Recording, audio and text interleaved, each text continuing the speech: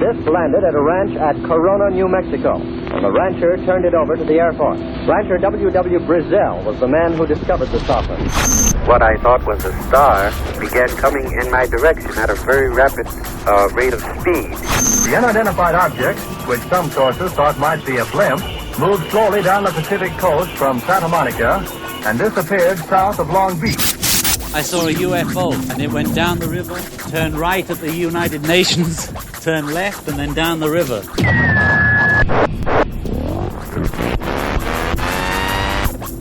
UFO Classified. UFO Classified. No more plausible deniability. Fact, fiction, or the truth. You decide. And now, the new voice of the high desert, the hostess of UFO Classified, Erica Lukes. Well, good evening, my friends from all over the world. I'm Erica Lukes, and I'm always happy to be here and to see you interacting with me during the week, getting your messages and hearing about your sightings, your thoughts on what's taking place in the world with our research and where we're headed. I appreciate it. Please keep those coming, and you can go to ufoclassified.com. I have been feverishly working on my website to provide you with reliable resources for information, for documents. I'm putting that together. If you have suggestions for me, there's a form there you can fill out. Send me your suggestions. Send me your orange orb sightings, because you know how much I love that sort of thing. So it's fun. It's a great time. Give me feedback on the website, and you can find me on UFO Classified on Facebook as well, and you can see what I'm up to. And let me tell you, this week has been full of excitement, and I think I am still trying to get my body temperature back up to where it normally is. I was asked by a new show on the History Channel. I was asked to be a part of one of their episodes, which will make its debut in the fall. It was great fun. I spent all day Tuesday driving out and about, a couple hours away from Salt Lake, in my canary yellow 1965 Ford Galaxy convertible in the rain. Mind you, my top doesn't work. And it was an adventure, but it was so cool because I was with my friend and research partner, Jeff Cox. We got to go out there and sit in this little diner and talk to people that live in the area close to Dugway Proving Grounds. Some of the stories I heard from these people were absolutely astounding. So I definitely have things that I'm following up on. I will let you know. I've always told you that Utah is a really big place for this because we have so many military installations, and I want to share that with you. So my research will be ongoing with Jeff. I'll let you know. And I would like to thank the Silver Sage Diner for being so hospitable. It was great fun. So look, we'll just keep you posted on the TV show. And then I also had another nice call from the Coast to Coast people, and I will be filming a show with George Norrie in July over in Boulder, Colorado. So that's very, very cool. I'm really honored, and I can't believe all of this is happening. It's wonderful, and I want to do my best. So thank you for your support, everybody. I also want to mention before we get to my guest tonight, because she is fantastic. This is going to be such a cool show. I want to mention that I'm speaking at the Starworks Symposium, which will take place in Laughlin, Nevada, November 11th through the 13th. This is a great conference because there are so many women that are speaking, and I think this is exactly what we need to spice this field up. Women offer a very valuable point of view that is something that has been lacking in this field for quite some time. So I'm privileged to speak at Starworks. And so enough about me, but on that note, we have just a great woman tonight, Rebeca Hardcastle Wright. She is very cool. I've just been listening to her interviews, looking at all of her information, and I definitely want to work with her. And I'm going to have to call her this week because she has a lot to offer. Rebeca Hardcastle Wright, PhD, founded the Institute for exo-consciousness, and she researches and applies abilities of human consciousness sourced in extraterrestrial contact. So this is very cool to me, as you all know. She's also the author of Exo-Consciousness, Your 21st Century Mind. She collaborates with consciousness scientists associated with Quantrek, a zero-point energy research group, and the Institute of Noetic Sciences. She frequently talks on radio talk shows. She's appeared in films. She knows a little something about the Phoenix Lights. She works with Dr. Lynn Ketai, one of my favorite people in the world, and she taught one of the first ufology courses in the United States at Scottsdale Community College. Wow, I mean, I could read so much more about her, but Rebecca, I'm so happy to have you here. I just want you to just jump in and give us some more information about you. Oh, thanks, Erica. Thank you for inviting me. It's going to be an exciting couple hours of conversation. I'm looking forward to it. I am too. And it's really needed because I think sometimes we get so kind of bogged down with the nuts and bolts of all of this. And like we were saying before the show started, we miss out on the larger picture, which is, in my opinion, the only way. If we don't look at that, we're never going to figure out what's going on. That's really why I went into the consciousness aspect of contact and UFOs, was because I felt as though we needed to not just have a Newtonian materialistic scientific approach to UFOs, which is what the great majority of ufology has been for the last 70 years, but that we needed to move more into quantum physics, high physics, consciousness as a way to understand not only what was happening with the extraterrestrial presence that people were witnessing here on this planet, but also to start to look at what's happening to us as humans. And that's been a real important aspect of my work for the last couple years, is looking at that aspect also. What's our ET identity? How is that being formed? And that is just, it's fascinating to me. And this is where I feel I need to go as a researcher, for sure, because it's just, with my own personal experiences and wanting to grow as a person, as a researcher, as a contributing member to our community, I really feel a connection with the work that you're doing. Oh, thank you. It's very exciting. It's been, you mentioned the Phoenix Lights. Actually, during the Phoenix Lights event, I lived in Phoenix, Arizona during the Phoenix Lights event. I have so many good friends in that community. I try to get back every year. I currently live in Washington, D.C., but I try to get back every year and attend Lynn's Phoenix Lights annual anniversary showing at Harkins. I think this year's going to be the 20th anniversary, maybe.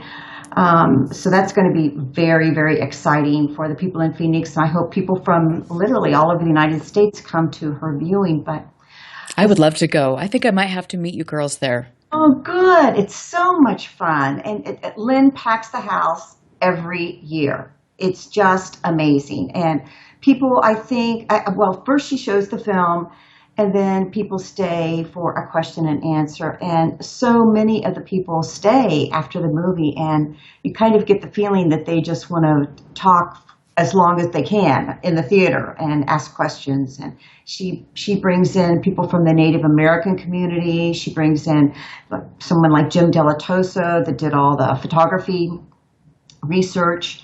And then every year some people pass on, the researchers pass on that were part of that community. And she always does a wonderful job of honoring them. Many of them were my close friends. Actually, the woman who mentored me in ufology is Ruth Hover, and she's one of the main people in the Phoenix Lights movie. She was part of John Max peer group at Harvard with Leo Sprinkle. Wow. So, she was an extremely influential person.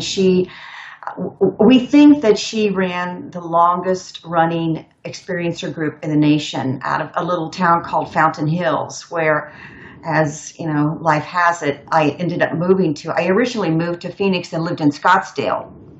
And then I moved to Fountain Hills, and somebody tapped me on the shoulder one day and said, "Whoa, you need to meet this woman, Ruth Hover." And I've been an experiencer since I was a child.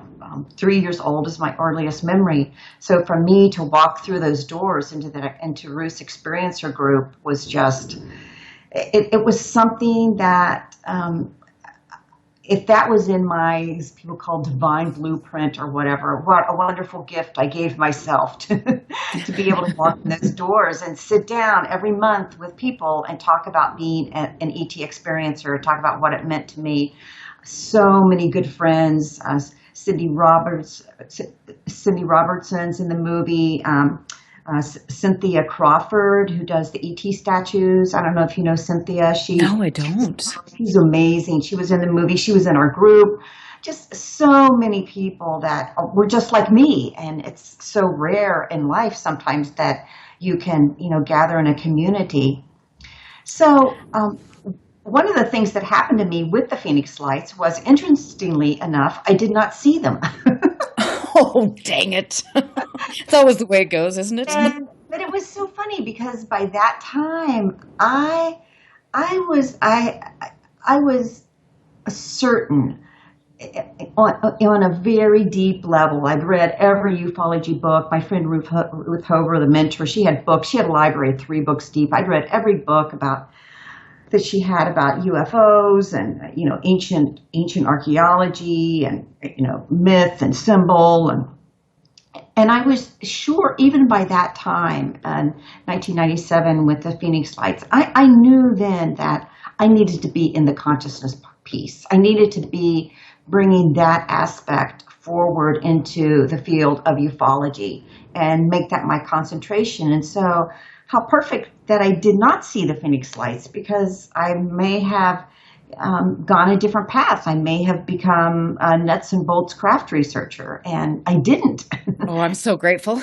I am too. And sometimes we think, oh, I missed out, but I didn't miss out. I really, I guess I refined myself as a result of that. And yet I fit in with that group who were, people, Lynn Kitai, such an amazing researcher. All the journals that she talked about keeping. I mean, she is just absolutely, utterly meticulous. She's a physician. She's a scientist. She's a very, very highly, highly respected, competent researcher. She is. Yes, and yet the work I do, which is is a very different kind of research. It goes hand in glove with what she's doing and with what so many ufologists are doing. And it's been so much fun to be in this field for, 20 plus years. Gee, how did that happen? Wow, I know. Isn't that just shocking when you think about it? It's like, oh, really? But I love how it gives you that feeling of history, that feeling of old friendships, that feeling of going through things together as colleagues, and colleagues that really like each other and want to be with each other.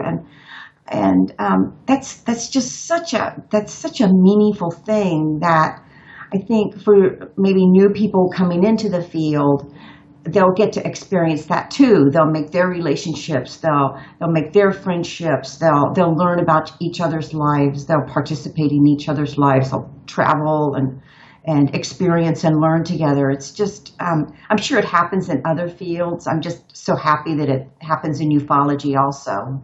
Well, and that's a great point. I think that when you deal with a subject like this, I mean, you're very sensitive. I mean, it's a tough subject to come into and to talk about publicly. And I think that, when you do connect with those people that you trust and you want to see succeed, it's just a very special bond. And I feel that way about Lynn Kitai, because she is always so gracious and so helpful to me, and we're on the same mission. She's been fantastic. She's a wonderful colleague and ally, and the kind of person you want in your corner. And it's been an interesting journey for me, because coming from the aspect of consciousness, for most of the history of ufology, that has not been talked about in any way, shape, or form. It's just people would rather talk about crafts or sightings or, some kind of intelligence information that's coming forth, and they don't really know how to talk even about the consciousness piece, which for my way of thinking is the most important piece of looking at this whole phenomenon, because it talks about, as I said, who we are as humans. And I've had many colleagues that, when I really push the envelope of talking about exoconsciousness, talking about ET identity, people that have been in ufology as long as I have, they don't want to talk about it. They're just not ready to go there. And that's fine. That's okay. I am, and I do. And increasingly, I feel like people are becoming more and more soft. They're softening to try to talk about this, because it's not something that's always at arm's length, but it's something that's in your heart. It's in your life. You integrate it into who you are when these ET experiences happen, or these UFO sightings, or these orb sightings. They make us a different kind of person. I absolutely agree with you, and I think that for me to be, involved with MUFON, and it's so funny because everybody involved in MUFON has had a sighting. Well, 99% of them, and I think that it is interesting to see though how, I think that a lot of people have a need to have the craft right in front of them, to have the dead body, or to have all of this evidence, but it's so much more than that. And that's what I am learning with my orange orb, research.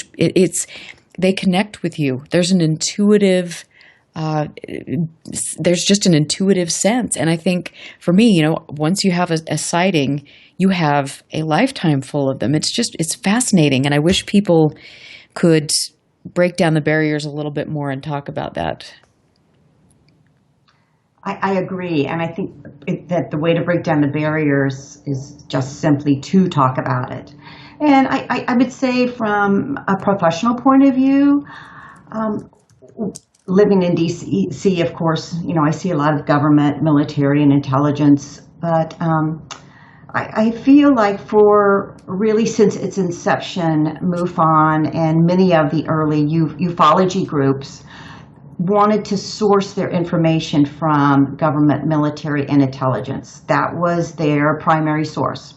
That's where they went for their proof and for their reassurance about what this phenomenon was about. And that was fine for the time that it has lasted. And I'm sure that, whoever discloses, whether it's Hillary or Trump or, Obama, whoever discloses, that it will be from that perspective from the perspective of military, government, and intelligence. And what exoconsciousness and the Institute for Exoconsciousness is bringing into that dialogue is to say, it's time to look at some other types of primary sources. It's time to look at extraterrestrial experiencers as primary sources and find out what they're saying and what they're experiencing. Because I think when ufology was first birthed, that there was a need to try to fit in. And the last thing ufologists wanted to do would be to alienate a government person or a scientist or someone in military intel. They wanted to fit in. And so they went to the same sources in order to fit in. But what happens, I believe, is that your sources become your roots, and you literally become your sources. So you see the world through their lens, through their glasses. That's your perspective. The information that they give you or they impart to you from their secret archives, that becomes your perspective. And you get involved after decades of doing this, 70 decades of doing this, until you get to the point where the way that you frame the UFO or the extraterrestrial phenomenon is through their eyes, not yours. That is a great point, and that's really true. And so I like to say, that was an important time historically. There's no doubt about it. And I understand why those decisions were made. I have many friends that made those decisions. But my point is, let's look at another source. And it doesn't have to all be one source. And maybe that source of military, government, and intelligence is perhaps a very limited source and information about the UFO ET reality. So that's really where we're coming from with the Institute for Exoconsciousness. We're doing a lot of what I believe is very pioneering activities in ufology in terms of consciousness, and people are starting to respond and begin to talk from that kind of perspective also. So you are absolutely a pioneer, and and a woman in this field, and that is exactly what we need right now. And I feel that after the decades of hard work that other people have put into this, now we're finally, everything is shifting, and it is so cool to watch. I believe, I'm lucky that I came into it at the time I did, because now I can work with you on that sort of thing, or I can, I just it's their limitless possibilities right now, and I'm really blessed. Yes, I think that we're moving into, and we're not the only ones moving this direction. I work a lot I actually moved to Washington, D.C. to work with Dr. Edgar Mitchell and his Quantric zero-point energy research. And what happened was I learned from and became involved with a lot of consciousness scientists who were trying to figure out what the consciousness field was about, as opposed to just simply a neurological brain kind of science. So I've been, granted that privilege of working with those scientists, where I can begin to move that new information into exoconsciousness, bring it into ufology, and it's a very, very exciting time. There's lots of questions. There's lots of people that, doubt whether or not, doubt quantum physics, doubt particle physics. They doubt, the whole consciousness. Is there a field? Is it just the brain?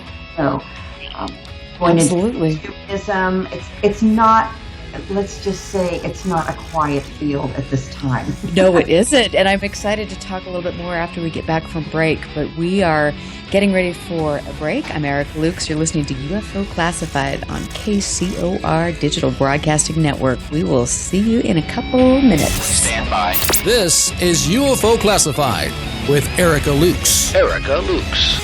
The phone lines are open now at 702-425-9230.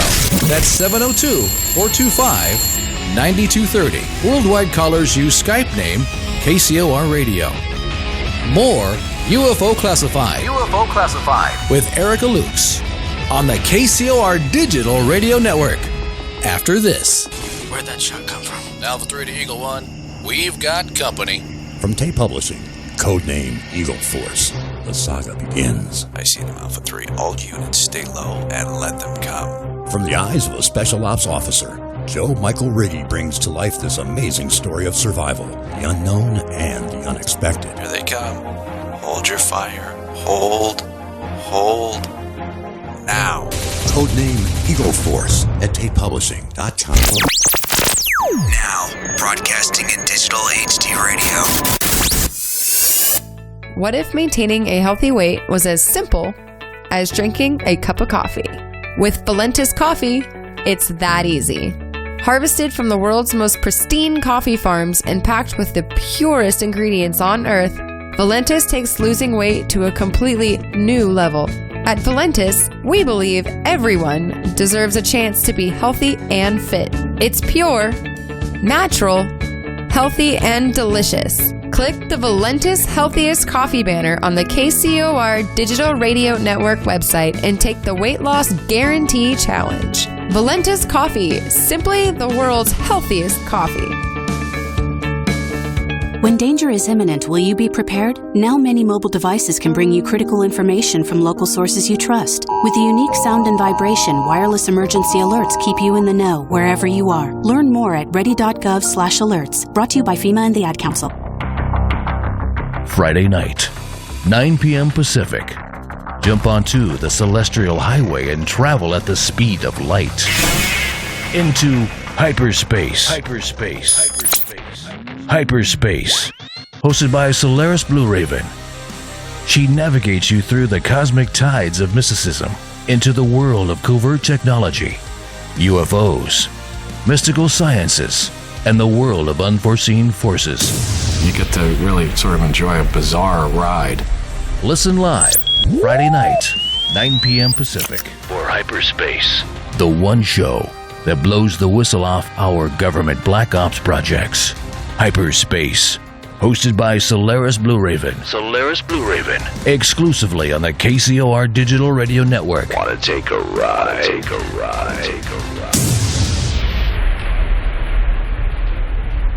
If ever a breed was affectionate to a fault, it's the Golden Retriever. They're people dogs, pure and simple. And the Golden Retriever Rescue of Southern Nevada needs your help. If you would like to volunteer, foster, adopt, or donate, go to the Golden Retriever Rescue of Southern Nevada's website at grrsn.org. That's grrsn.org. Or call 598-GOLD. That's 598-GOLD. You're listening to UFO Classified with Erica Lukes, where the truth isn't hidden beneath the black lines of a Sharpie. That's the craziest thing I've ever heard.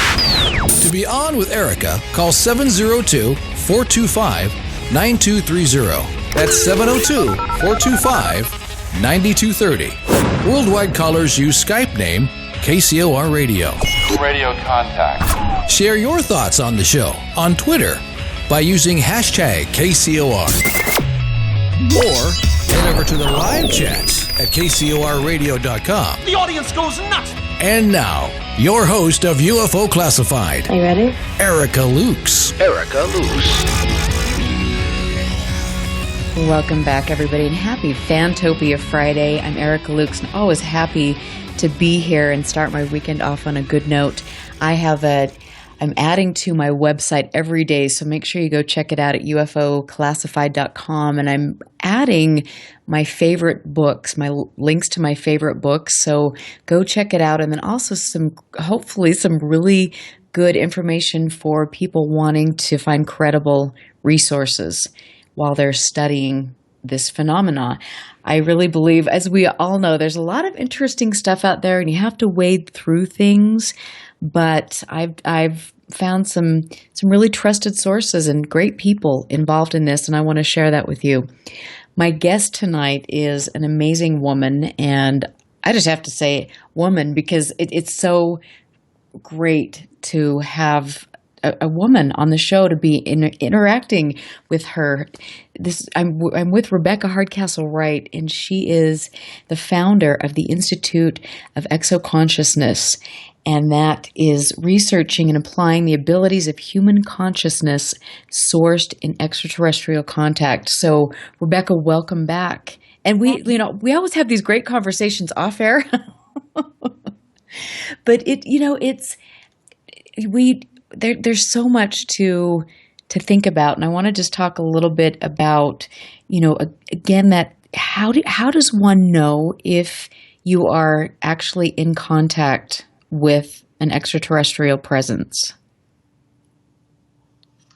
Well, I think that's a gradual thing. I love to tell this story. This is the funniest story. I was a hypnotherapist in Phoenix, and clients used to come to my house, and this young girl, I opened the door one morning to see my client, who was a young girl standing in front of me. And I looked at her, and she looked just like an ET. I mean, it was like looking an ET right in the face. And so she came in, we talked about why she was coming to see me. We talked about the issues that she wanted to discuss. And at some point in that discussion, I looked at her and I just said, I've got to ask you something, or, explain something to you. I said, when I looked at you, you looked just like an ET. And she started laughing. She goes, I don't know anything about ETs. She goes, that's the furthest thing from anything I am. And she started laughing. So then I started laughing. And I just kind of said, okay, I'll let it go. Just wanted to mention that. And we went on with our session. And I lasted about an hour. And right before she left, she looked at me and she goes, well, I forgot to tell you something. And I remembered it during our session. And I said, what's that? And she goes, well, when my mom was pregnant with me, she told the story that we lived in a rural area. She went to a rural doctor, and the doctor said that my mother needed to abort me. And so my mother came home, and she and my father had a discussion, and they decided, my mother decided, she said, I'm not going to have an abortion, I'm going to have this baby.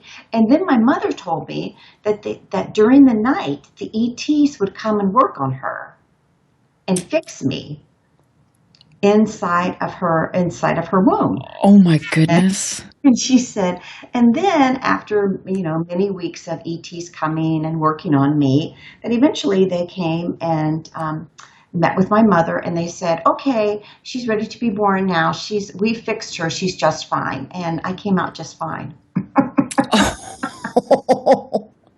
Well, there you go. Way to pick up on that. Yeah, so sometimes it's just someone looking at you and saying, oh, wow, you look like an ET, or, have you been interested in ETs, or have you ever had contact? And that's really all it takes, because sometimes it's like knocking on a door. Somebody just has to be the first one to knock. And sometimes our friends do it, or radio shows like yours do it. There's all kinds of ways. But I think you're a contactee because literally you cannot know you're a contactee. You know it. You may deny it, but you still know it. Right. And that's the hard thing. I think we get so bombarded with this thought that we have to question everything. No, that can't be happening. And we don't just go with it and accept that there's so much more to life that we don't have a clue about. Don't be ashamed of it, like don't tell anybody, or keep this to yourself. I mean, everyone that's a contactee, everyone, there's many experiencers like me that were lifetime childhood experiencers, and you went the whole spectrum from wow, I'm having this and you're not, to keep your mouth shut, to don't embarrass our family, to I never want to hear about ETs again as long as I live, to you're embarrassing us. There's right. the whole gamut. So it's not just your own personal barriers that you're breaking through in your consciousness. It's cultural. It is. There's a lot to overcome. There is, and I think that like I was saying, we're so blessed that we live right now, because so many of the barriers have already been broken down, and that's a wonderful thing. But we have a caller on that wants to ask you a question about consciousness. It's Libertas, and I'm excited to have you call in. How are you? Hey, I'm doing great, Erica. How are you? Hello, Rebecca. Yeah, it's Friday, so I am very groovy. And thanks for calling in. Yeah, it's Friday. I thought I'd give the NSA something to do tonight. Good for you. Keep them honest. I wanted to say that I think that individuals and groups wanting to expand their consciousness is much more prevalent than you may think. I know I meet with a group of highly intelligent people, and they're very aware of consciousness and expanding their consciousness. I'll tell you a story. I know an older lady that's at least outwardly conservative, and I asked her if she was familiar with remote viewing one time, and she blew me away when she said my son was trained in the military on remote viewing. Kind of blew me away. So things are a lot more prevalent than you think. And I heard you talk a little bit about 0 point or free energy, as others sometimes refer to it as. And yeah, you should at least be cognizant of the Invention Secrecy Act of 1951, and maybe write that down and at least research it on your own sometime. But that's it's a rather pervasive law that allows Uncle to grab your invention and put it on the shelf under national security. Originally, if you go off and read it, they could put your invention on the shelf for 2 years, and it was revised to 1, but they can just renew it annually. So if we're going to make 0 Point public, so no one's going to be able to make money from it. You won't be able to patent it. If someone comes up with something small that one can construct on their own and use in their home, and it's out there now, no one will be able to make money because they will grab it as soon as you apply for the patent. You're right. Thanks for calling. I know about that. I worked with an international team of scientists for many years in that area, and I know the thicket that people walk into when they begin not just to begin to apply 0 Point energy and develop small applications as you were talking about, but also the theoretical research itself. It's very you're really on the fringes when you begin to go into that. Maybe not as much now. But for a long time, it wasn't even discussed. And if you were on a university faculty, then this was something that you did as, quote, your hobby, your garage hobby. It's not something that you would discuss with the faculty. And I also like that you brought up the whole military program of psychic research, psychic abilities, Stanford Research Institute, remote viewing, all of those different programs that the military, I guess you would say, hosted in a sense. I'm really quite familiar with those also. We have a varied history in terms of the human history of psychic abilities has been one that has been, as you say, put on the shelf, ignored,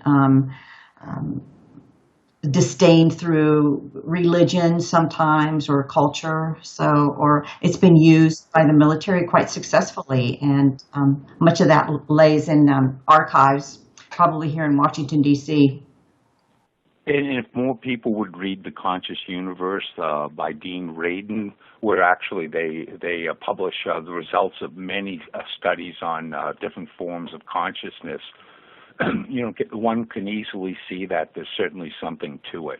But I think it is becoming more and more mainstream. Even in little podunk towns now, they're getting into more general ufology subjects, and they're very well attended. One time, I know Eric is in MUFON. I went to a library in a town of, I'm just going to guess, maybe 14,000 people. A MUFON person gave a presentation. The place was packed. Of course, the guy put everyone to sleep, but so there is interest out there. Yeah, I know, Eric. It was kind of funny. It was, this guy spoke in monotone, but his heart was there, so I have to give him credit for that. Oh, that's awesome. And there's more people. I'll tell you, I can't get the younger kids interested in consciousness and the whole ufology thing. I don't know what it is. I've tried. I mean, younger kids in their 20s, they just don't seem interested. And that's a great point. But I think that when you've got younger people in the field, I always think of like Ryan Sprague, Jeremy Corbell. I mean, you've got some younger faces that are coming in and adding some excitement, some appeal to it, and I think that's a great thing. So I think things will shift in that regard. Yeah, I hope so. And Erica, before I jump off, there are no chat options on KCOR, are there? Yes, there is a chat room, and I've missed seeing your name in there. So if you just go to the live, I have no idea. Listen Live. How do I get in there?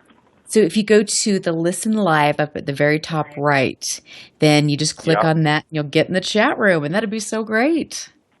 Oh, okay. I'll have to go in there and chat with the folks sometime. Maybe some of my ad blockers are blocking. I'll have to check it out. Okay. Well, it's so good to talk to you, and thank you for calling and get in chat. All right. Take care. Yeah, have a And great Rebecca, weekend. thanks for coming on tonight. Thank you. Oh, it's so fun to actually talk to Libertas. He's such a great guy. So thank you for answering those questions. But we were with the consciousness in your work with Dr. Edgar Mitchell. What was the most profound or alarming thing that you learned? Oh, that's a good question. Except that the most profound thing I learned was to begin to conceptualize an experience, because consciousness is, I believe, lived experience, to begin to experience my consciousness as a field, as opposed to just something in my brain that neurologically puts things together, puts some, sensory signals together. I began to see that along the lines of a remote viewing or along the lines of psychic telepathy, or even teleportation, that my consciousness and my body's cooperation with my consciousness has an infinite frontier that I want to experience, and I want to know what it's all about. And so that was probably the most profound thing. I think humans have, given it any consciousness, any kind of terminology. I know one of the things that Edgar was very interested in was the fact that, 400 years ago, during when science took over everything, science took over geography, biology, every kind of scientific chemistry, every type of mathematical study, science took that over.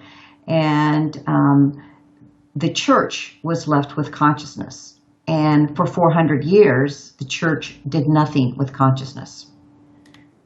Yeah, isn't that the truth? And so now today we have, and I come from a philosophical theology background, so that's always been something that's just amazed me. Who dropped the ball and why did they drop it, kind of thing. For 400 years, 4 centuries, you dropped the ball. What's that about? So, science is moving ahead at rocket speed, and yet, religion is just not even looking at the one piece that they were handed, which is probably one of the most important pieces in my academic opinion. So I would think that was the most important thing. And now what we have happening is a conversation between science and metaphysics, or religion, metaphysics, spiritual information. So trying to sort of bridge that, create those bridges. And I have to say, coming from a religious, philosophical, theological background, religion isn't doing a lot to create those bridges, but science is. Science is, near-death experiencers are, mediums are, healers are. They are the communities that are involved in these conversations, not religion. That is a great point. I've not even thought about that before. That's incredible. So I think that's why, we're looking at a schism that developed 4 years ago, and today in, the 21st century, we have the potential to put the schism back together in a new way and build bridges in a new way. And I feel like the extraterrestrial presence is one of the ways that we are going to be doing that. That's pulling us not only out into space travel, but it's also pulling us inward into who are we as psychic beings. That's a real important part of exoconsciousness, is development of your psychic intelligence, your psychic abilities, and where that rests with you as a human, how you use that. I'm actually writing a book called The Exoconscious Human Meets the Transhuman. Oh, that sounds cool. And I'm going to be talking about what is really going to happen to consciousness beyond the body, to consciousness beyond the brain, to that conscious lived experience of being in a field of consciousness. What's going to happen when we have implants in our children or our grandchildren who are living connected to a different field, who are connected to a binary digital field as opposed to this amazing, magnificent, multidimensional field that you and I get to be a part of. So I'm really writing it as a mother and a grandmother. The whole first part is about mind. The second part is about our body and how, mind as the field of consciousness is so intricately integrated with our bodies, and our bodies are what access that. And when we begin to create a cyborg type body, what does that do to our psychic abilities, to our multidimensional mind, to our ability to even communicate with ETs? Are we taking ourselves offline, literally? Yes. And I think about that all the time. And I really think that there is a very deliberate dumbing down of society. So we are not in touch with these intuitive abilities, or we're not growing or expanding. And it's just disturbing to me, because we see, in the younger generations losing that kind of interpersonal skill, that intuitive ability. And I never want that to happen to my family. I think one of the ways that I feel that I can address this issue is by exoconsciousness and about talking about our extraterrestrial identity, where through that lens we begin to look at who we are as humans and what important abilities we possess as humans. So how does one begin to really start to access some of these abilities? Well, I think, as your caller said, I think the field literally is full. The psychic field is full of opportunities to open up. I mean, for example, I'll give you an easy example. Anybody can go to yoga class, right? Mm-hmm. But the interesting thing about yoga is the yogis never really talked about psychic abilities. They never really trained people in psychic abilities. They simply trained them in postures. They trained them in breathing. Unless you're dealing with Kundalini. And I think they were a little bit more open. A little bit. But even then, the development of psychic abilities, the yogis felt that just came naturally. All of a sudden you'd be talking with dead people, or all of a sudden you'd be healing yourself or others, or all of a sudden you become telepathic. And that this just naturally happened to the human who was a yogi. And there's also, now we have television shows about people who were mediums and speak to people who've passed over. We have, classes where you can go and become a spiritual healer or an energy healer. I mean, I think today in this world, there are our children and ourselves and our grandchildren have so many more opportunities than what existed 20 years ago even. We need to be fierce about standing up for who we are as humans. I think we do. And I think that, to me, I'm fascinated by Kundalini energy, Kundalini yoga. And I think that, there is, when you're learning some of these things and you're getting in touch with that intuitive side, you do have to be cautious, because you can have a Kundalini awakening that is too abrupt, or you don't have somebody that's really mentoring you, and that can cause a psychotic break. I mean, that will short circuit your brain. And so I think that you really do, when you are delving into this, you have to understand that it's not just, this isn't a simple process. It takes training, it takes respect, and people that can support you through this process. Oh, that's true. I have a lot of friends that are in Kundalini communities, and I've participated in them. You know, there's actually a big, large Kundalini community here in Herndon, Virginia, near where I live. I actually live in Maryland, part of DC. But yeah, I think anytime you go into any kind of psychic training, you have to be mature about it. And Right. maybe that's why, you know, people in their 20s aren't really into consciousness, because they don't really have the maturity to be into consciousness. And that's okay. That's okay.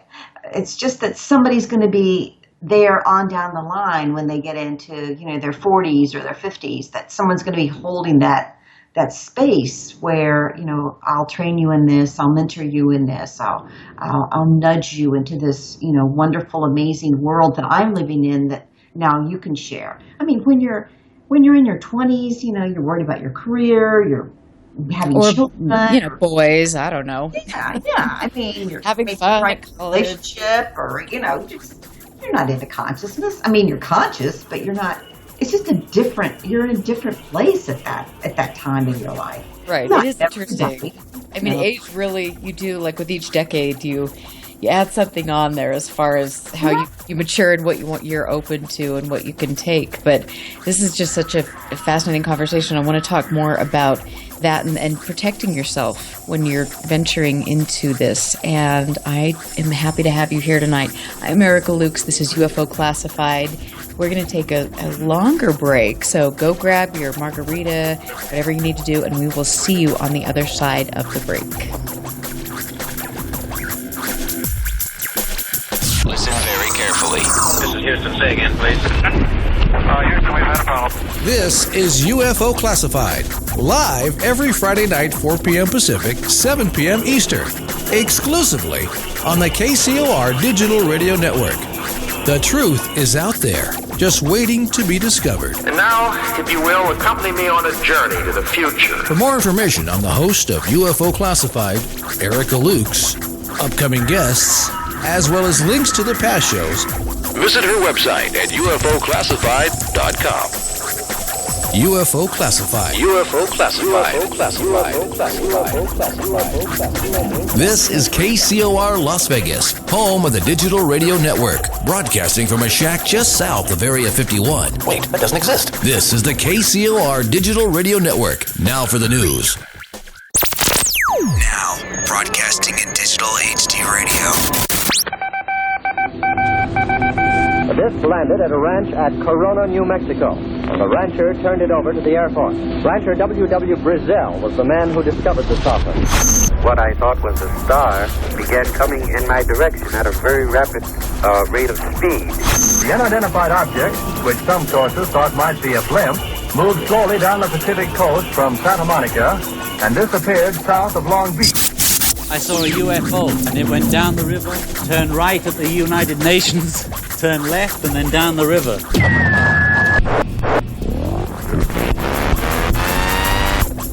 UFO Classified. UFO Classified. No more plausible deniability. Fact, fiction, or the truth. You decide. And now, the new voice of the high desert, the hostess of UFO Classified, Erica Lukes. Welcome back, everybody. I am Erica Lukes, in case you didn't get that. I'm happy to be here on this Friday night, and it is incredibly cool for me to have people reaching out to me from all over the world. I love that. It really means a lot to me. So please keep doing that. Send me messages. If you have sightings, let me know. And if you have video, anything, let's just create a wonderful community that shares things and supports each other in their quest for knowledge about this phenomena.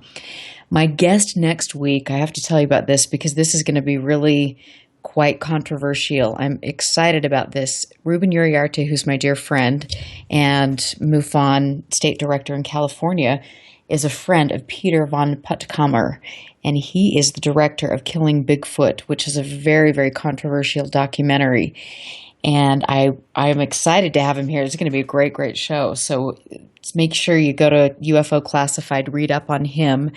And then also you can go to my site and see Rebecca's brilliant bio. I mean, there's just not enough time to read this bio because she's done so much in this field. And she also has a wonderful book out, and she's working on book number 2.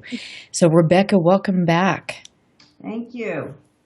Wonderful to be here. Yes, it's so much fun. And we were talking a little bit about when you start to work with your psychic intuition and you start to access things that, you have to be a little conscious. You have to be very conscious about what you could draw in to your world. Did you ever have, when you were kind of doing this, did you ever have anything negative happen? I have a couple times, and luckily I took my time and trained myself enough so that when it did happen, I was able to, deal with it and not be freaked out by it totally. But I feel that by the time someone gets to the point where they're ready to explore their consciousness, and I mean, there's different types of ways to explore your consciousness. I mean, a lot of people, you could do it with drugs or, pharmaceuticals or synthetics or whatever. But when you get ready to do it, from sort of a clean perspective that, my consciousness is clean. I've done my work in terms of who I am as a person. I've, maybe let things go. I've come to a point of maturity where I feel that I have a confidence in who I am and my ability to cope with things. Then I think when you start to move into learning about your consciousness, that there's so many resources out there today about how to protect yourself, either with energies or light or just, setting your intention, that people have a lot more training available to them than probably in the past. I think a lot of mystery schools did this training surreptitiously. They would bring people in and train them and guide them. And I think today it's moved into the mass culture to the extent that we need to sort of help one another through it, and put up articles and have websites like you have to get this information out into the public. One of the things that I am doing is it's really become a very exciting thing, but I just birthed it out of the Institute. It's called a mastermind. I have a mastermind for organizers of extraterrestrial experiencer groups. Oh, how great. All over the world. And it's such a powerful group of people that have, opened themselves to be mentors to people who are ET experiencers. They themselves are ET experiencers, but they're also forming groups and doing teachings and direction, kind of like a consciousness direction. I know in religion they used to call it spiritual direction, where you'd go and speak with a nun or a priest or a minister, and they would be your spiritual director. And I think now we have what I would call an exoconscious director, or we call it actually in the Institute we call it exoconscious coaching.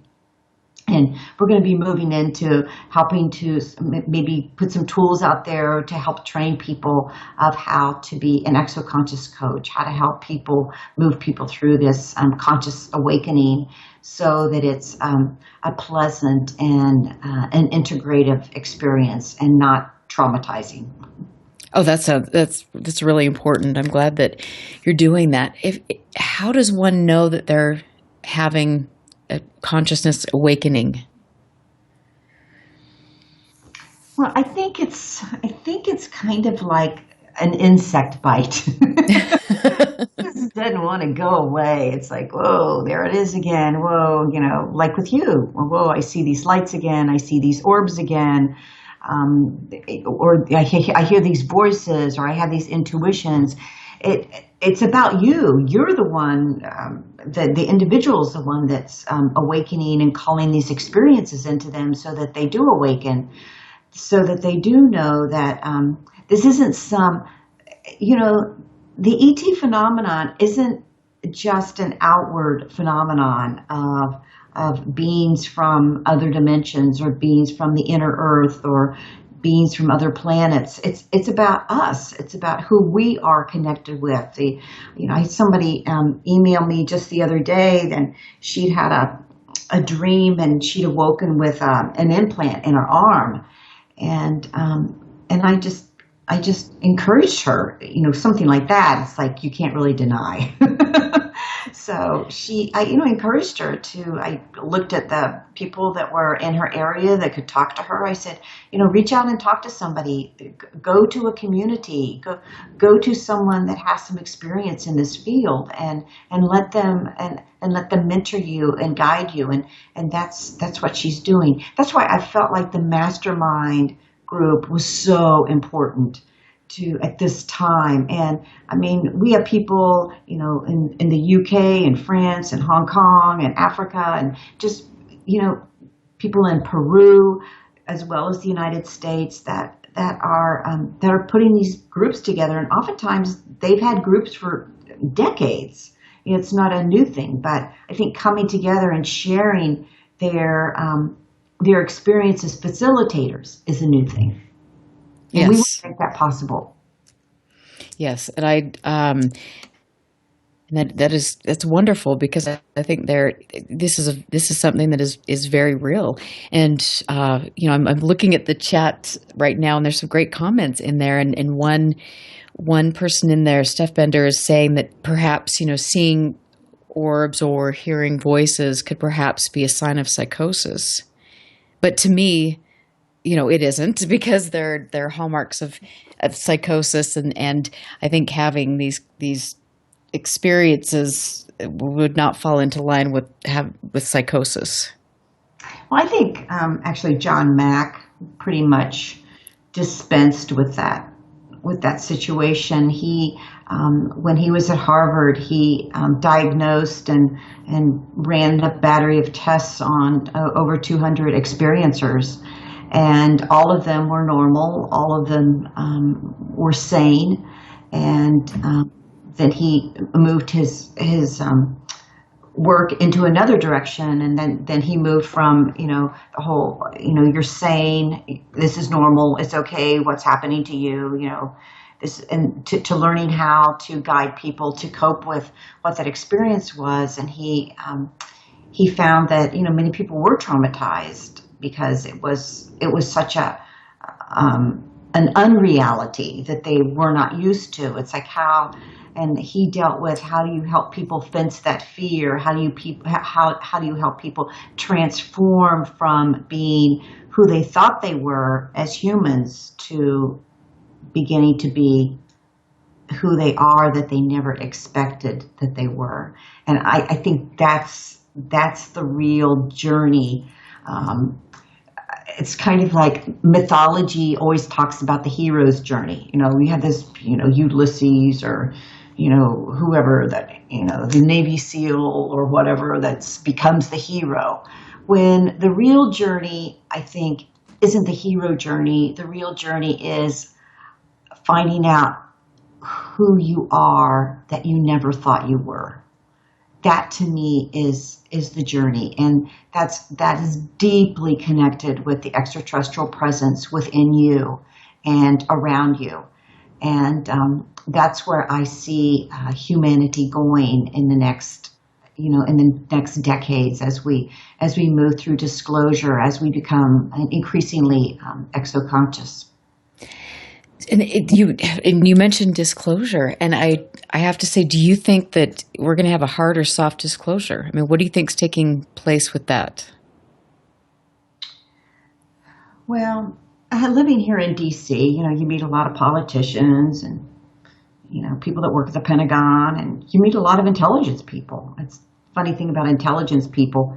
Here in D.C., it doesn't really matter where you work. You could work at the World Bank, you could work at the State Department, and you work for the CIA. I mean, it's just, you see the tentacles everywhere.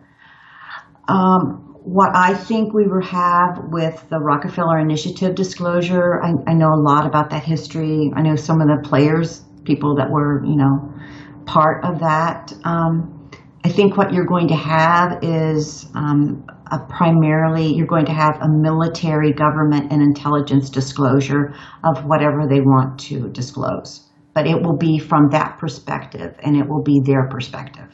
You're not going to have disclosure via the Rockefeller Initiative is not going to be about extraterrestrial experiencers or the exoconscious. True. And I definitely, maybe, I know that everybody probably says this, people said this 30 or 40 years ago, but I definitely think in the next 5 years, something is really profound is going to happen with regard to disclosure. Well, I think it may be even before. I think probably we're going to have something similar to the disclosure that the UK had. I think they sort of set the model. Some other countries that have disclosure, I think we'll probably have a very similar kind of very limited intelligence disclosure of certain files. I mean, there's already files on the CIA website. So that's what I think we're going to have. It's going to be the same flavor that we've experienced in other countries. I don't think it's going to be anything dramatically different from that. But I think it will give a certain degree of assurance to some people that this is a real phenomenon. Now, what they do with that assurance, I mean, I really haven't seen, I have a lot of colleagues in England and France, and they've had disclosure, but you certainly don't see any radical changes in their society. Right. If anything, there's more lockdown than ever. So I guess I don't really spend much time thinking about that. I've had a lot of, living here in D.C., I meet a lot of people. I'm really friendly. And I just, I always tell them what I do. I tell them what my field is. I tell them, where the topics that I'm writing about, and sometimes I'll just burst out laughing. I found that the ones that burst out laughing, inevitably, the next time they see me, they come and they start asking me the questions. That's great. It's almost like they have to have an explosion first. They have to have this exploding laughter in order to get past talking about it. And I don't know, I've just seen that happen. I was at a dinner party, and I'll tell this DC story. I was in a DC dinner party a few years ago, prior to Edward Snowden, and I just happened to be seated next to a man who was high up in an intelligence agency. And so he was bemoaning the fact prior to Snowden that they were getting hacked and on about that. And I just quietly said, I didn't think that you would get hacked because you have quantum computers, I think. And I don't think you can hack a quantum computer. And my husband was sitting across the table. Rebecca. And then he looks at the man and he goes, she doesn't know what she's talking about. And the man looked at my husband and he goes, yes, she does. And she's right. And so I thought, okay, this is my window. Walk through it, Becky. I leaned over to him and I said, I'm right about something else. And he said, what's that? I said, I'm right about the fact that disclosure is totally controlled by the government and the military and intelligence, primarily military and intelligence, and that you have the information that you have and you will decide how and when disclosure happens. And he said, yes, you're right about that too. Oh my gosh. I want to go to that kind of dinner party. So, I mean, it's just, you have to put it out there. I mean, I guess that's my job. My job is I just put it out there. And then I just kind of quietly wait for people to respond. And sometimes they respond, sometimes they laugh, sometimes they affirm you. It's all very different. But it's with anything. And I've really learned that here in DC is that you form relationships with people. You belong to maybe organizations that they belong to, or maybe, you go to the same church, or you like the same music, or, your family knows them. They come to family things. However you structure that in your life, that having relationships with people, regardless of the fields that they're in, it's very, very important when it comes to sharing what you know and how you know it. Because you have that built-in trust level. They may not agree with you. They might not even understand you, but they'll listen to you. And I think that's what the job of an ET experiencer is in today's world, is just to, get to know people, form relationships, be trustworthy, be a friend, and let that be who you are, and let your life speak as to who you are as an ET experiencer.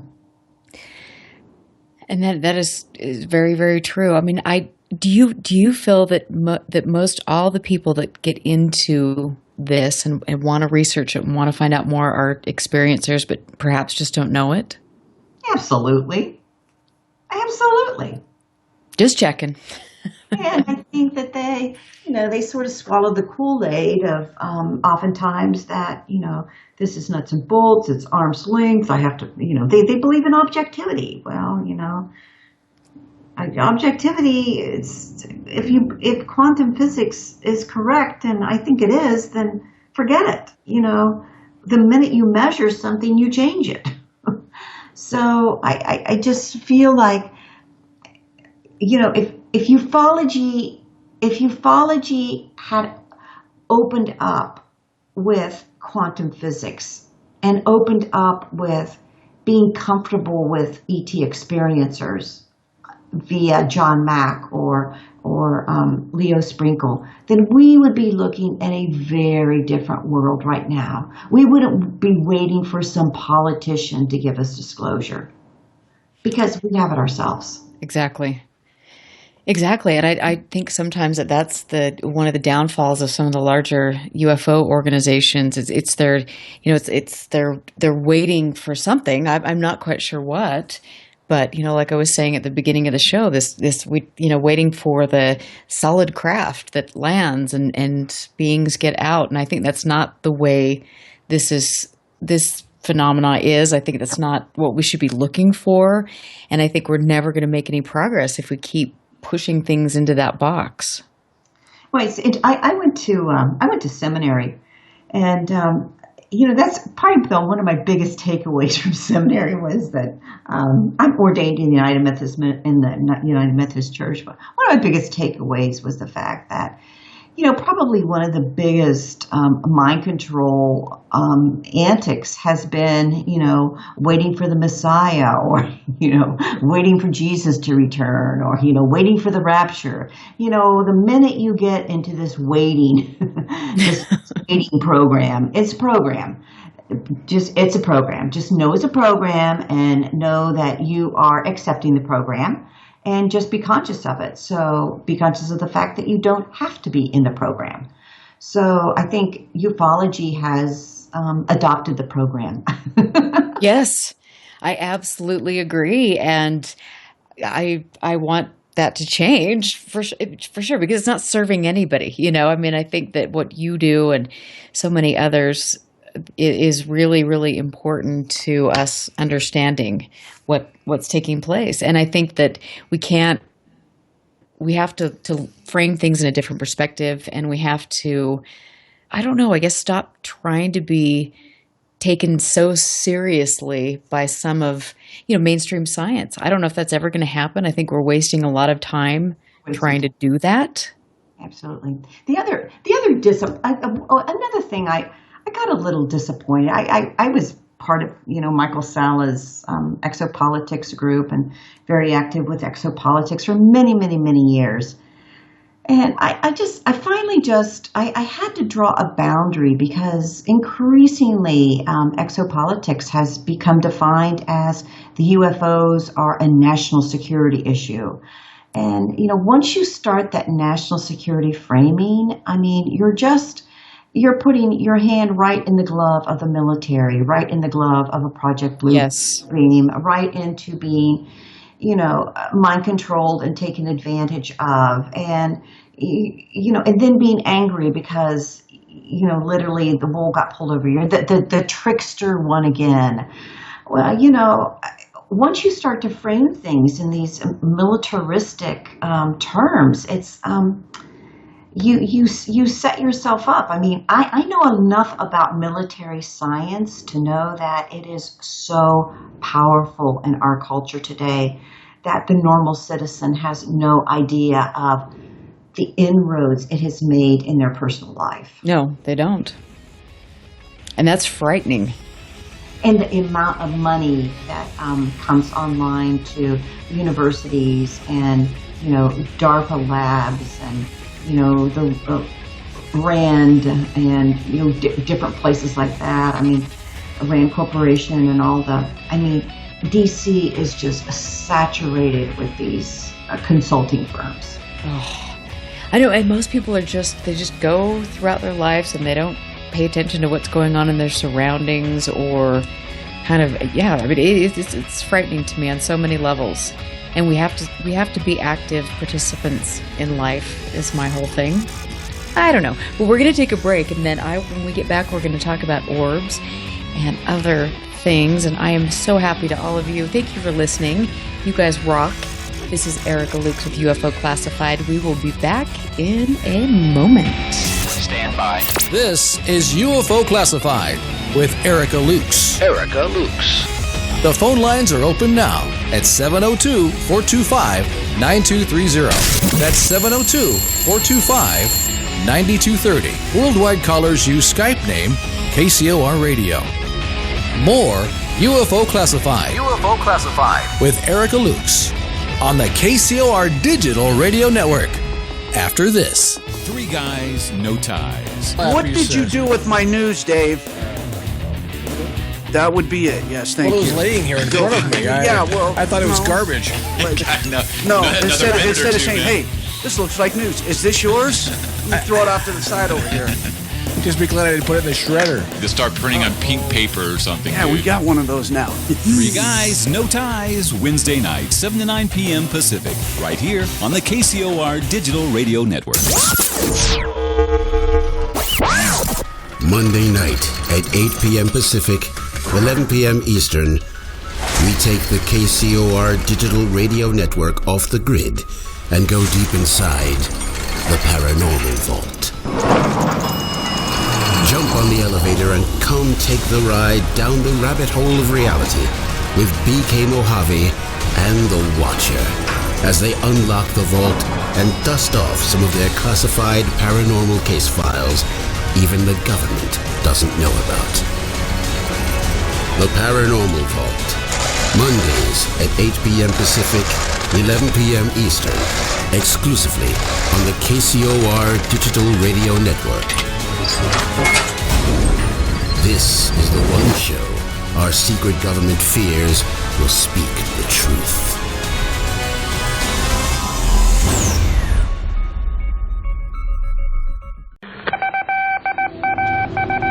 The disc landed at a ranch at Corona, New Mexico, and the rancher turned it over to the Air Force. Rancher W.W. Brazil was the man who discovered the saucer. What I thought was a star began coming in my direction at a very rapid rate of speed. The unidentified object, which some sources thought might be a blimp, moved slowly down the Pacific coast from Santa Monica and disappeared south of Long Beach. I saw a UFO, and it went down the river, turned right at the United Nations, turned left, and then down the river.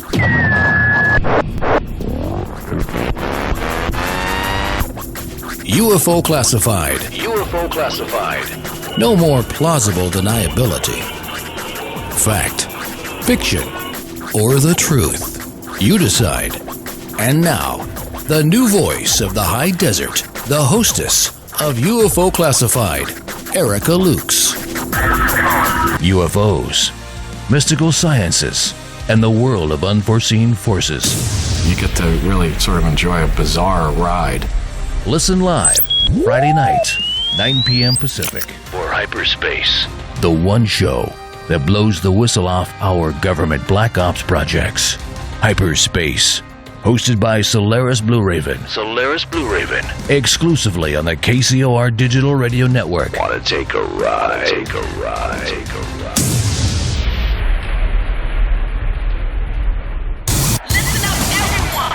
This is the world-famous KCOR. That's the only station I listen to. You're listening to UFO Classified with Erica Lukes, where the truth isn't hidden beneath the black lines of a Sharpie. That's the craziest thing I've ever heard. To be on with Erica, call 702-425-9230. That's 702-425-9230. Worldwide callers use Skype name KCOR Radio. Radio contact. Share your thoughts on the show on Twitter by using hashtag KCOR. Or head over to the live chats at KCORradio.com. The audience goes nuts. And now, your host of UFO Classified. Are you ready? Erica Lukes. Erica Lukes. Welcome back, everybody, to the final segment. This goes by so quickly.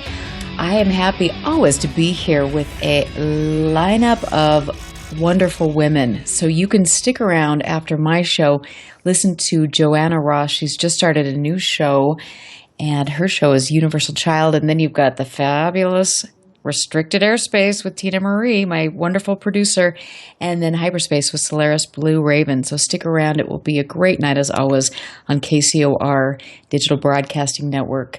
I'd like to give a little shout out to Aaron Hunter, who has a wonderful show as well on our fabulous channel. You can check out his show on Monday nights. So make sure you check it out, 7 p.m. Pacific Standard Time, part of the mysterious Monday lineup with real paranormal activity.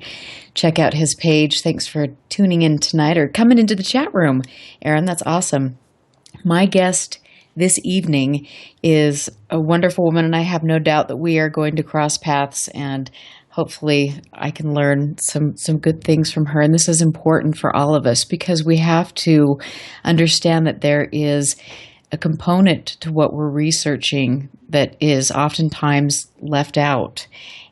Rebeca Hardcastle Wright has a wonderful website you need to visit, which is exoconsciousness.com. She has the Institute for Exoconsciousness, and she also does education training. She provides services. It's really, really a great site. So please visit that. Rebeca, welcome back to the show. Thank you. It's been fun. I know it has been fun, and there's just so much.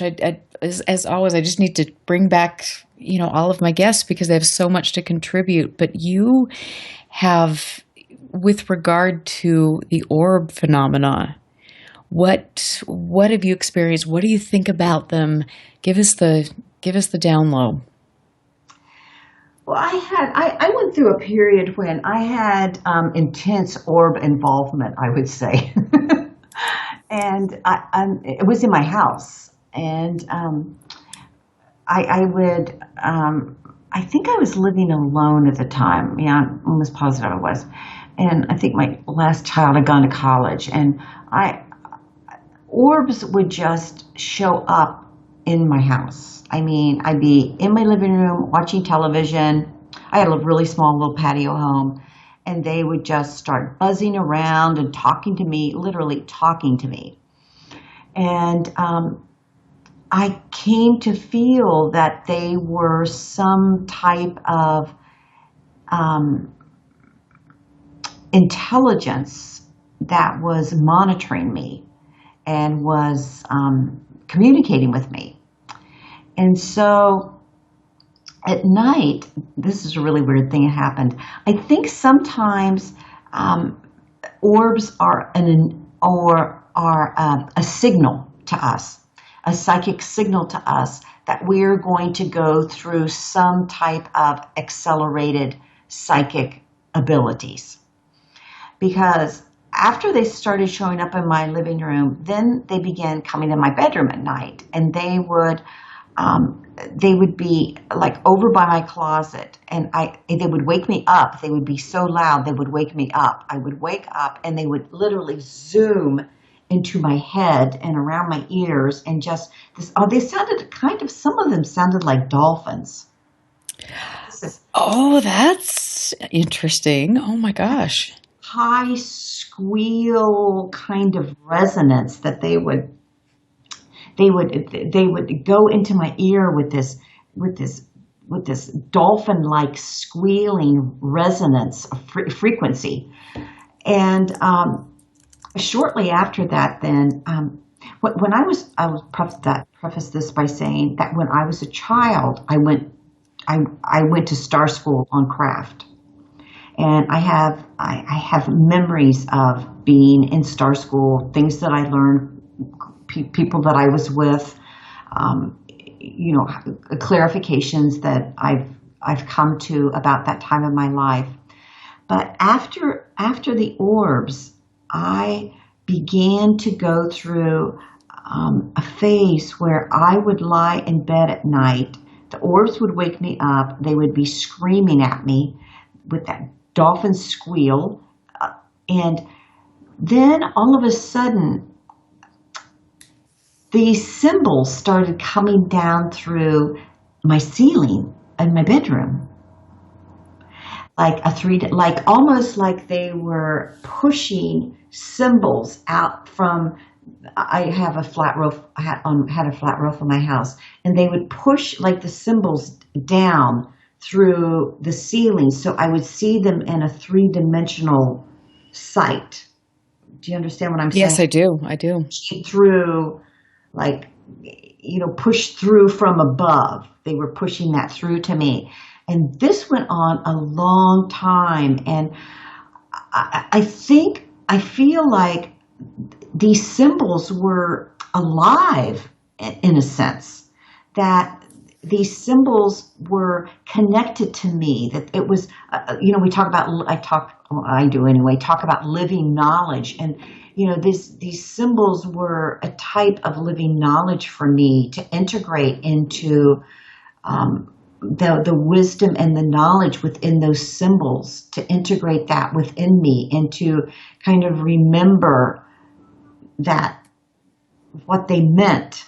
And it was interesting. After that, I think it was Linda Moulton Howe started, probably a couple years later. I remember Linda Moulton Howe was researching these kind of drone-like craft that were appearing in California. They looked like sort of like big bird cages.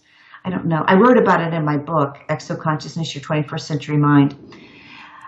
But the interesting thing about it was that the people that she interviewed, that Linda interviewed, talked about that the symbols were alive and that they made technology with the symbols. That's interesting. And I can't, and then I began to remember being on the craft and being one with the craft. And I began to, sort of sketch out those outlines of what a consciousness craft is, and how humans can literally, maybe through symbology or through some kind of level of consciousness, begin to literally put their body as a craft, or put their body as one with a craft through their consciousness. That's why when I hear about or read about DARPA or black programs through the military or corporations, aerospace industry or whatever, I know that until they come to understand what consciousness is and what a consciousness can do, all they're really doing is moving into space with a binary code that isn't going to take them very far. Right. That is exactly right. I have a question in the chat room from my friend Jeff, and he's wondering, when you had these orb experiences, what was the size of the orb and what color or characteristics did it have? I would say the orbs were probably, 6 to 10 inches in diameter. Primarily an orange color or yellow that I remember. Some were moving into a blue-white spectrum. It just kind of depended. And you never felt threatened by them? They were alive. Well, let me clarify this. Like I said, I've been an experiencer since I was a child. Like, I am used to, ET beings appearing in my room and talking to me. I mean, that's a good point. Yeah. All right. So seeing an orb, that's nothing. It really wasn't, an earth-shattering experience for me, except that I learned to appreciate the intellect that they carry. They are a living intellect. And I've heard that from many, many people that have had these experiences. Do you think that these orbs that come into somebody's home, bedroom, are the same type of orbs that are being seen at night in the sky? I mean, they could be. I really don't know. I guess it would depend on the. I think they adopt that body to transmit information. So I think they're probably information generators of some sort. Well, the whole thing is just so fascinating to me. I mean, I always question, and I've talked a lot about this on my other shows with guests, like, where does the paranormal, where does the ghost experience, leave off, and then the UFO thing come into play? And I'm not sure if there is a difference, to be honest. Well, I think Jacques Vallée kind of, clarified that with his book, Manjonia. I think anyone that goes into this field, I mean, at some point you're going to, pull that thread of paranormal, and wow, it's going to look an awful lot like the same thing. You're going to have to be looking at, for example, my friend Joaquin Fernandez that does the Fatima research in Portugal, went into the Vatican archives, came away saying that, Fatima was it was an ET. Yes. Fatima was an extraterrestrial visitation. I mean, he's just done miraculous things with that. Anything from, mystical religious experiences that are ancient in the human in human history. Anything from that to the elves of Iceland and the little people that go under the ground. I mean, that's all part of the paranormal. I mean, I was raised as a child in Clarksburg, West Virginia. It was a little bit of a strange place, I have to say. I spent much of my childhood under the ground. Oh, that's quite unique, I'm sure. But I guess by saying that, what I'm saying to you is, was it really any different between going under the ground and going up into the craft? No. There really wasn't. No. We can break it down and act like, that was an inferior experience and this is a superior experience. But no, I mean, obviously I was a very psychic child, and I lived in a very porous state. The ground was very porous. It was full of caves. It was full of openings. It was a state that was settled by Scotch-Irish people that were extremely psychic. I came from that lineage. Oh, that must have been so fascinating. Yeah, so I mean, it's all paranormal, and so that doesn't negate the ET experience when you say that. As a matter of fact, one of my goals when I talk and when I speak and through our group with the Institute of Exoconsciousness, one of our goals is to move ET experiencers out into a relationship with the consciousness communities. And that's very important. People that experience near death. I was just recently in Vail, Colorado, speaking, and I did a workshop. Many of the people that I met in Vail, Colorado, were near-death experiencers, and they knew about UFOs and they knew about ETs. So we have, when I feel like ufology ghettoized itself unnecessarily by not wanting to look at consciousness.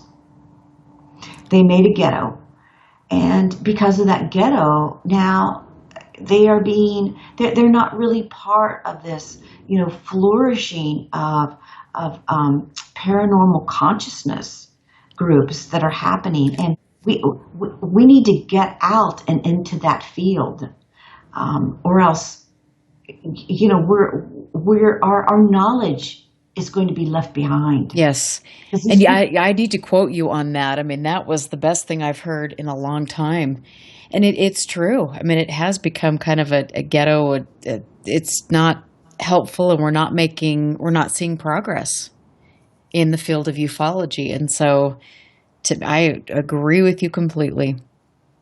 And I think that the people that probably will make the biggest inroads, which is one of the things we're going to talk about in the mastermind group, is the people that will make the biggest inroads into these consciousness groups, I feel, are, the people that are in the ET experiencer community, because they are having a living experience with extraterrestrials, a living experience, just like people have a living experience with the fact that they died and came back to life, or living experience with the fact that they can talk to dead people, or living experience of the fact that they're telepathic. I mean, consciousness is about a lived experience.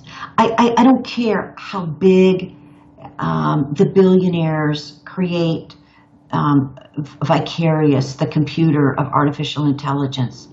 That artificial intelligence is just going to have a bunch of data that people stick into it. And that's not lived experience. Exactly.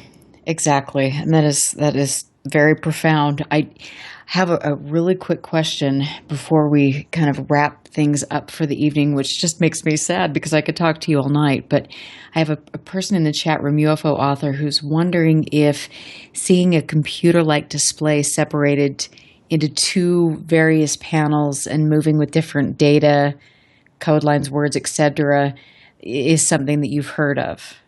Yes.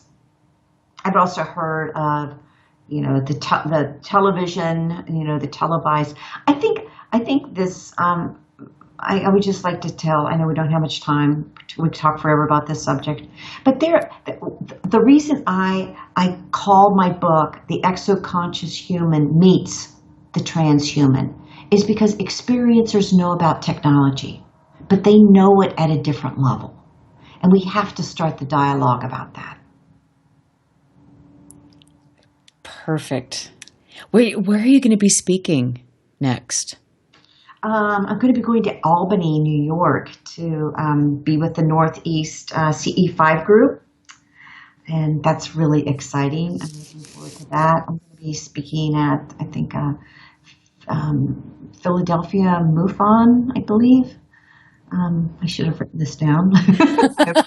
Well, you know what? If you just send it to me, I will post it because it would be so great. I think people need to get out and meet people and connect with people. That's really important. Right. Oh, I totally agree. Go to conferences. Go to the Star Wars conference. The Star Wars conference is amazing. I loved every minute of it. I love to go to conferences and just learn and be a sponge. And I know it's so much fun, and I'm really excited to be speaking there. I'm a little nervous, but I think I can hang with it. But it's so fun to see women and see, just kind of focusing on a different perspective from the same old dry spiel that we've gotten for so long. I mean, we need to step this up and look at this phenomena in a different way because we will never make progress if we don't. And I hope that I get to work at a conference with you or see you at a conference. And fingers crossed, to try to go. So we'll see how it works out. But I would love to go. I've talked to Paolo about it. She's such an advocate for women. I mean, women and experiencers and artists, and just really, I hope that she gets the recognition that she deserves because it's massive. It really, really is. And I think that, for me, being a woman and being fairly new onto the scene, she has been so supportive, and I really, really appreciate that. And I think that she also understands the lower level politics in the field. Oh, for and, because she's been there and done that. And I think that it's really been nice for me to have kind of this mentor in that regard, as I'm sure she, has been to you, or, and you've had mentors as well. And that's important, because breaking into the good old boys club is not an easy task. It's so funny. I taught that course on ufology in Arizona, in Scottsdale. And I can't remember how she found out about that, but Paolo called me on the phone and said, I'm so excited about what you're doing. I want to talk about it. I want to get the message out. She went on George Norrie shortly after that and started talking about the course I was teaching. And just, so then I was a single mom at the time raising my kids, and I wasn't very financially secure at that time in my life. And I just thought, I'm going to do it. So I just dug in and asked her to come to Phoenix when she was in because she was living in Italy at the time, and asked her to come to Phoenix. And she came and stayed with me at my house, and she spoke at a school and had a great audience. And it was I feel like it was such a strengthening presence to be around her, and to know that, if I had a problem, she had my back. And you know what, Erica, I've got your back. If you need anything, thank you. Oh, I love that. I've been in this club for, 20 years now. So, see a lot. Oh, whoa, Lord, I will tell you, in my 3 years in the field, I just am, I feel blessed that I've found such a great support system and so many good friends. But then you meet people that are just really have nothing to offer, and they're just nasty. Yeah, I think that's life, though. It is life. It is life. And I just, like I said, I'm so happy to have a good support system, and I'm glad that you have my back. That means a lot. That's awesome. Seriously, if you need any help with publicity or anything, I'm right there, and help publicize your talk. And thank you. Publicize Paolo's conference, and anything I can do for you. Oh, so. I think that's great. I think that's wonderful. And you can hear my little dog barking in the background. I might have to have words with her here in a minute. She knows it's Friday night. She's got I don't know what to do. She's got some entertaining. But it's so great to have you on the show. Thank you very, very much. And I hope that everybody out there will go, just follow Rebeca and see what she's doing, and learn more about the Institute for Exoconsciousness and the training that she provides. It's incredible stuff, and I really feel this is the future. We need to look at this. So, Rebeca, thank you for being here this evening. Thank you, Tina. Thank you. I hope you have a wonderful evening. And to all my friends out there who've been listening, thank you. Please make sure that you share information about UFO Classified. I love doing this, and I want the word to grow. Go to ufoclassified.com and give me any thoughts about building a great website for you. And, next week, controversial show. Killing Bigfoot. This is going to be really good, you guys. So I hope you have a wonderful weekend, and make sure you stick around for Fantopia Friday, because the ladies are in the house, and it's going to be a fantastic night. Be safe. I will see you next week. And on that note, make sure you find me on Facebook, which is ufoclassified.com. Send me messages, Orange Orb videos, any of that stuff, and I'll keep you updated on the History Channel and when the big show will be making its debut. So good night. Have a great weekend, and I will see you next week. I might be a contact in the desert, by the way. I'm just throwing that out there. Have a good one.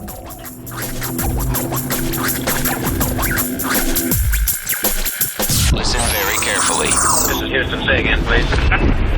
Houston, we've had a problem. This is UFO Classified, live every Friday night, 4 p.m. Pacific, 7 p.m. Eastern, exclusively on the KCOR Digital Radio Network.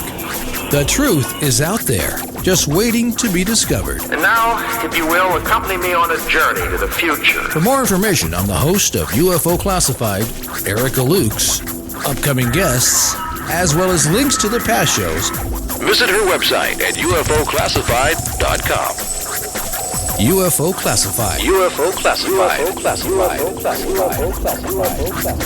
This is KCOR Las Vegas, home of the Digital Radio Network.